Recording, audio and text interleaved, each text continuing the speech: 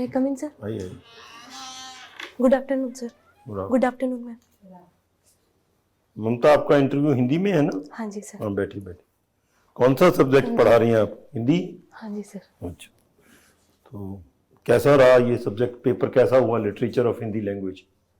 UPSC mains में? हाँ। जी sir, बढ़िया हुआ। बढ़िया हुआ। कितनी बार दिया अभी तक यूपीएससी? पहली बार, मतलब पहली बार? मेंस पहली बार है सर। पहली बार नहीं? प्री चौथी बार था अच्छा, और मेंस पहली बार था सर। प्रीलिम्स तंग करने लग गया आजकल। हाँ, मतलब जॉब के साथ दोनों को मैनेज करना, मैं थोड़ा सा ग्रामीण बैकग्राउंड से भी हूँ, उस वजह से सर थोड़ा। लिटरेचर के स्टूडेंट्स आमतौर पे कहते थे कि सिविल सर्विसेज के लिए अच्छे होते हैं ज़्यादातर, पर अब साइंस के स्टूडेंट ज़्यादा आने लगे हैं सिविल सर्विसेज। तो आप किसको प्रेफरेंस देना चाहेंगे, लिटरेचर के स्टूडेंट को या साइंस के स्टूडेंट्स को, और क्यों?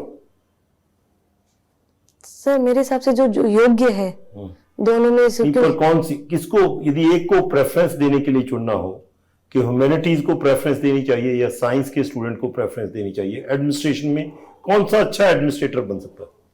सर मैं गुण किस में हो सकता है? मैं साहित्य को। साहित्य को क्यों? ये माना जाता है कि जो साहित्य पढ़ता है, पढ़ाता है, या जो साहित्य से जुड़ा होता है वो संवेदनशील होता है, कंपैरिजन जो साइंस बैकग्राउंड के होता है उनके। मतलब सब पे लागू नहीं है, पर मोस्टली एक तो संवेदनशीलता होता है। दूसरा, उसका जुड़ाव आम जनता की समस्याओं से जुड़ा हुआ होता है। साहित्य के बहुत सारे ऐसे विषय देखते हैं जो ग्रामीण पृष्ठभूमि से, महिलाओं से, इनसे जुड़े हुए हैं। और प्रशासन की जो मुझे एक बात जो सबसे जरूरी लगती है कि एक प्रशासक में होनी चाहिए, वो जो संवेदनशीलता है, वो तो आपने कह दिया पहले ही। और दूसरा सर, जो ग्रामीण पृष्ठभूमि से उनके अलग अलग विषय वस्तुओं का ज्ञान होता है, अलग अलग बैकग्राउंड का ज्ञान होता है अपनी रचनाओं के माध्यम से, उस वजह से। आप ग्रामीण पृष्ठभूमि से आते हैं, शायद आपने राग दरबारी पढ़ी हो।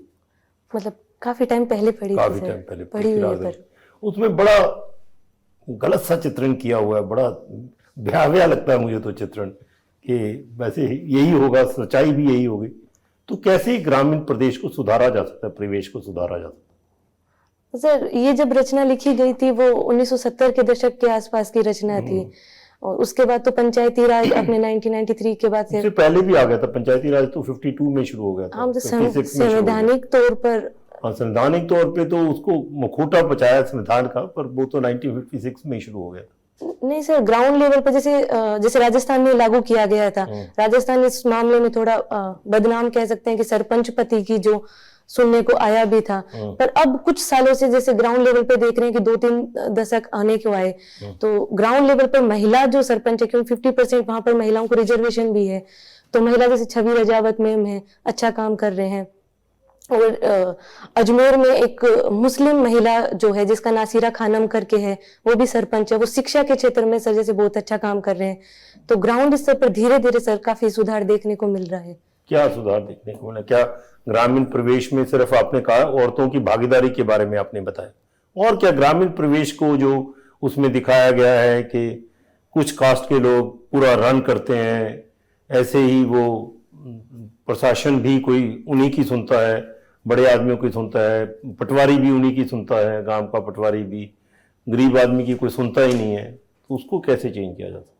सर सोशल मीडिया का जमाना है, आज का जो टाइम है वो, तो जो सरपंच भी होते हैं, जो जनता भी होती है, वो काफी अपने अधिकारों के लिए जागरूक है। जितना एक आदर्श सोचते हैं उतना तो नहीं हो पाया है, पर काफी स्तर तक सोशल मीडिया आने से, इंटरनेट आने से और शिक्षा के क्षेत्र में सुधार होने से ग्रामीण स्तर पे काफी सुधार दिखा है सर इससे। अब क्यों 30 साल की आप हो गई हैं, क्यों सिविल सर्विसेज में क्यों आना चाहती हैं? सर तैयारी तो 4 साल से कर ही रही हूँ। पर क्यों आना चाहती हैं? अभी आप सेटल्ड हैं, प्रोफेसर हैं, पढ़ाती हैं, अच्छी अपने घर में है एक किस्म का, तो फिर क्यों सिविल सर्विसेज में आना चाहती हैं? कोई केरला कैडर में जाएगा, कुछ और हो जाएगा, दिक्कत होगी। सर मैंने जो इस तैयारी को जिस चीज को सोच के शुरू किया था, उसमें जो सबसे पहला कारण तो ये था कि मैं अभी स्टेबल हूँ, आर्थिक रूप से, सामाजिक स्तर पे लगभग मैं स्टेबल हूँ।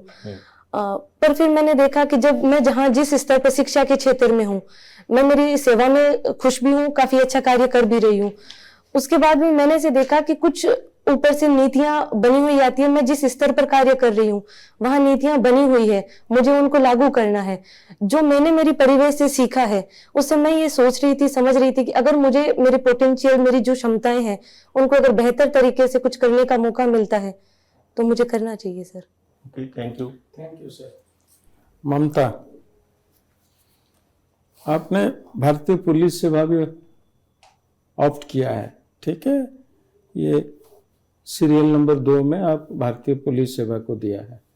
सर मान लिया जाए आप जो है ना उड़ीसा में जाओगे और पुलिस सेवा में जाओगे, तो ये हिंदी लिटरेचर का उड़ीसा में कैसे इसका इस्तेमाल आप करें पुलिस सेवा में?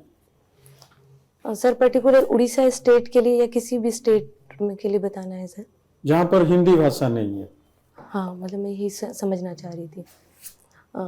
सर मैं एक IPS हूँ। पहला जो सबसे काम मैं पढ़ने से समझ पाई, रूल एंड रेगुलेशन, जो लॉ एंड ऑर्डर होता है उनको मैनेज करना होता है।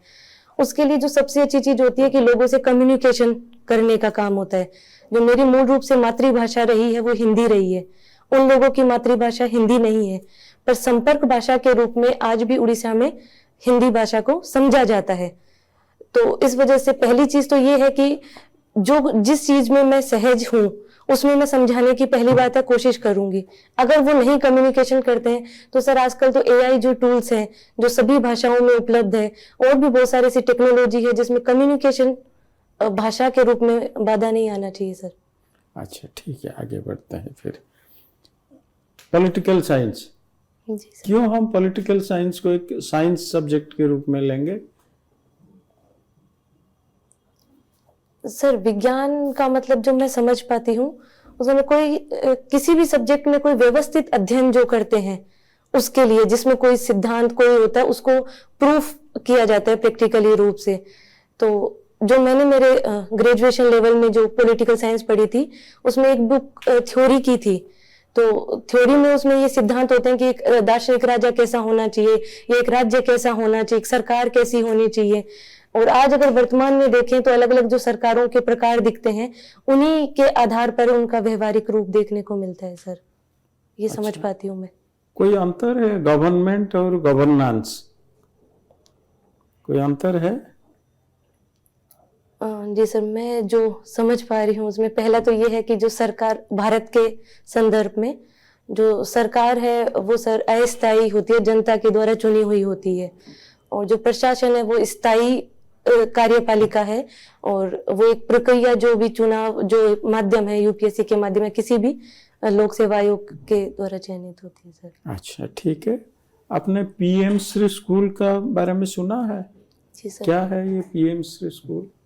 जी सर, ये जो न्यू एजुकेशन पॉलिसी आई है उसके तहत कुछ स्कूलों को चयन किया गया है, लगभग 14-14,500 है, मैं श्योर नहीं हूँ। उनको चयन किया गया है। उनमें स्मार्ट तरीके से एजुकेशन लर्निंग के लिए कुछ बुनियादी जो ढांचे हैं उनका विकास किया जा रहा है सर। ये श्री का फुल फॉर्म क्या है? सर इसका है प्रधानमंत्री RI। SHH का सर RI का क्या है? Rising India. वेरी गुड, ठीक है।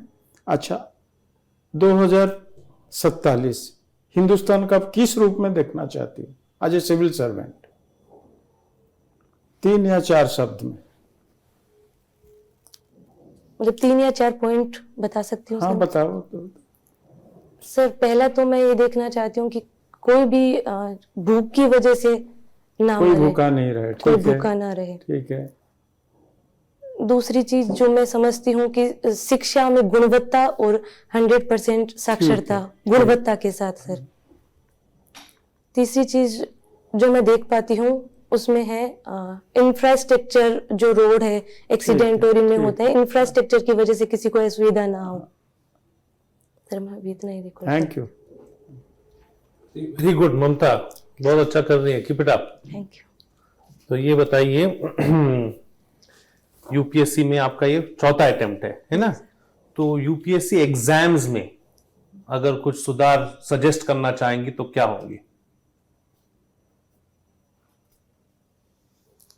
सर मेरे हिसाब से तो ये जो चल रहा है वो ठीक है। अगर इसमें कुछ सुधार करना हो तो मेंस का जो पेपर है सर, उसमें कुछ जो एडमिनिस्ट्रेशन का कुछ जो पार्ट है, एक जो जैसे जीएस के 4 पेपर होते हैं, एक 4th पेपर लगा के उसमें एनवायरनमेंट को एक स्वतंत्र विषय के रूप में उसका थोड़ा सा पार्ट बढ़ाकर, और एक जो प्रशासन के कुछ जो है व्यवस्थाएं, जो अपनी आईपीसी की जो भारतीय न्याय संहिता है उनकी जो धाराएं हैं, उनको सर मैं कुछ शामिल अच्छा, क्यों? करना चाहूंगी। एक तो सर पर्यावरण तो इसलिए क्योंकि आगे आने वाले टाइम में एक बड़ा मुद्दा है, हालांकि इसका प्री में काफी वेटेज रहता है, पर वो एक फैक्चुअल टाइप है, एनालिसिस मेंस में मैं काफी सही स्तर पे देखती हूँ। अच्छा, तो उसके लिए आपको समस्याएं, समाधान, आपका दिमाग सोचने के लिए। Very good, very good. चलिए आगे से बढ़ते हैं। रिलेटेड क्वेश्चन है, पार्लियामेंट्री कमेटी ने यूपीएससी एग्जाम्स के में कुछ संशोधन करने के लिए कहा है, वो क्या कहा है, उन्होंने क्या संशोधन करने के लिए कहा सर सॉरी सर। है? ओके, आगे बढ़ते हैं, ठीक है। भारत के डेमोक्रेसी में क्या कमियां हैं?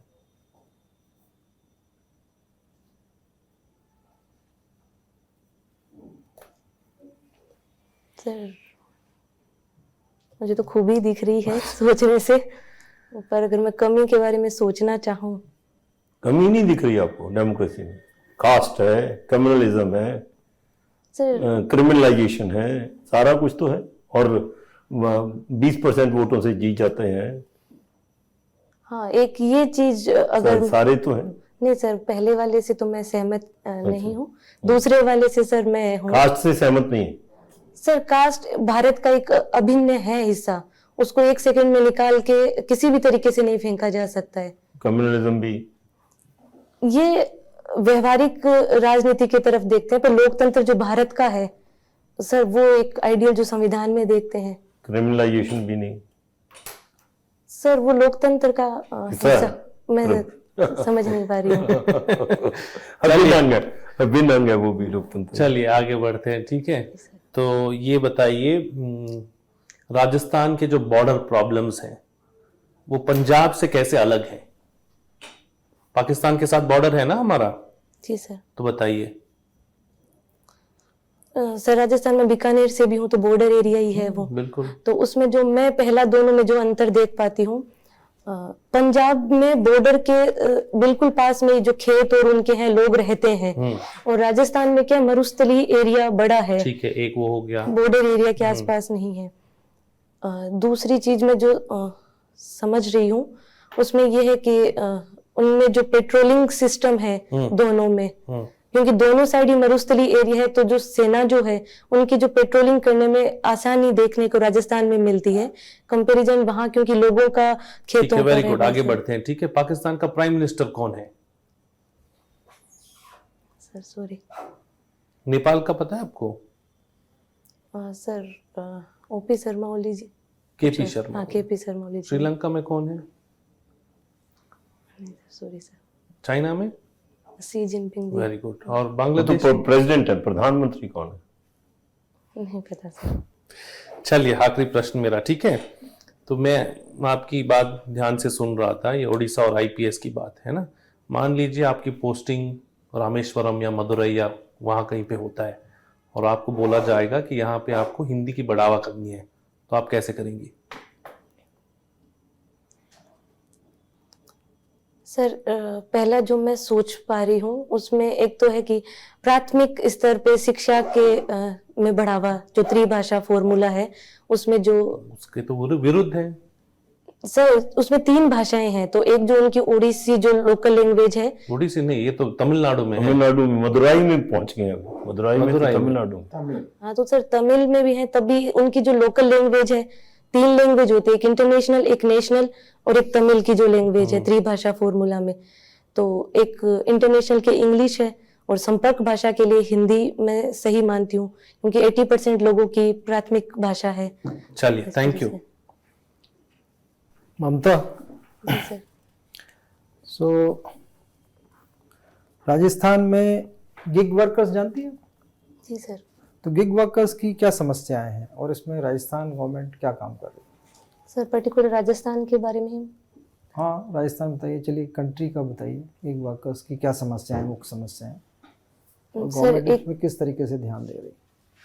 एक तो ये स्थायी रूप से नहीं है, हाँ। तो इसके लिए राजस्थान सरकार ने तो गिग वर्कर के लिए एक अधिनियम किया है उनकी सुरक्षा के लिए, जो उनकी जो इंश्योरेंस बीमा और उनकी सुरक्षा से संबंधित है। राजस्थान सरकार ने इसके लिए लास्ट ईयर एक बिल पास किया था। बाकी जगह भी ऐसा कुछ प्रावधान है क्या? सर बाकी जगह का पता नहीं। बाकी जगह पता नहीं। अच्छा, तो देखिए इकोनॉमी में ग्राम का बहुत महत्वपूर्ण योगदान होता है, विलेज का। तो विलेज की इकोनॉमी को डेवलप करने के लिए, मान लो विलेज ठीक हो गया तो विलेज से माइग्रेशन भी बंद हो जाएगा, विलेज अपने आप में सेल्फ सस्टेन्ड हो जाएगा और भारत की इकोनॉमी में भी हिस्सेदार हो जाएगा। तो विलेज की इकोनॉमी को आपको ठीक करना है किसी एक गांव की, तो आप किस तरीके से उसको प्लान करेंगे? क्या क्या किया जा सकता है? सर पहला तो क्योंकि ग्रामीण अर्थव्यवस्था मुख्य रूप से कृषि पर आधारित है, कृषि पर आधारित। तो और कृषि में भी जो मुख्य रूप से मैंने जो मेरे आसपास में देखा है समस्या प्रच्छन्न बेरोजगारी, से डिसगाइज्ड एम्प्लॉयमेंट कहते हैं, जिसमें एक से मतलब जरूरत से ज्यादा लोग लगे होते हैं, डिसगाइज्ड जो अनएम्प्लॉयमेंट है, वो समस्याएं ज्यादा दिखती है। तो उसके लिए टेक्नोलॉजी का यूज करके, जैसे ड्रोन है, जैसे ये छिड़काव जो खाद और इनके लिए, यूरिया के लिए। फिर तो और लोग स्पेयर हो जाएंगे। नहीं सर, वही दूसरा जो आ रही हूँ पॉइंट, उसी पे बताना चाह रही थी। तो पहले तो ये है कि एग्रीकल्चर में थोड़ी टेक्नोलॉजी का यूज करके टेक्नोलॉजी का इस्तेमाल उत्पादकता को बढ़ाना चाहिए, जिससे आर्थिक रूप से गांव सशक्त होंगे। दूसरा ये है कि कुटीर जो उद्योग है, जैसे हर जगह कुछ क्षेत्र है वहाँ जीआई टैग मिले हुए हैं, one product one district one product है। तो इस तरह जैसे बीकानेर है, बीकानेर में भुजिया पापड़, इनके लिए जो महिलाएं हैं उनको काफी स्तर पर काम दिया जाता है, उनसे वो इकट्ठे किए जाते हैं भुजिया पापड़, वो घर पे बनाते हैं। तो इस तरीके की जो कुटीर उद्योग है वो ग्रामीण स्तर तक पहुंचाकर उस क्षेत्र को सशक्त किया जा सकता है, तो उनको एक्स्ट्रा वो अर्न का साधन मिल सकता है। तीसरा सर मैं सोच रही हूँ कि जो पशुपालन है, क्योंकि एग्रीकल्चर इकोनॉमी है, तो एक इंश्योरेंस के रूप में काम करते हैं पशु, उनके लिए दुग्ध उत्पादन, मुर्गी पालन जो भी है उस चीज के लिए, तो उसको सरकार के द्वारा कुछ बढ़ावा देकर, कुछ सहयोग देकर बढ़ाना चाहिए सर। ठीक है, फिर इनके लिए हमको मार्केट भी ढूंढना चाहिए ना।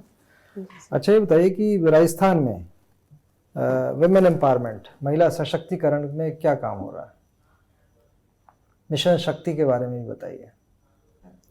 सर पर्टिकुलर राजस्थान में अगर मैं याद करूं तो एक तो शिक्षा के क्षेत्र में महिलाओं के लिए है, तो उसके लिए जैसे 9th क्लास में बच्चियों का ड्रॉप आउट ना रुके, उसके लिए जैसे साइकिल वितरण कार्यक्रम चलता है, गार्गी पुरस्कार उन्हें दिया जाता है, जिससे कुछ आर्थिक लाभ 5,000 रुपए की उन्हें % के आधार पर है। तो शिक्षा के क्षेत्र में कई योजनाएं चलती, जैसे उड़ान योजना भी है, जो सैनिटरी पैड और होते हैं वो डिस्ट्रीब्यूट के लिए है।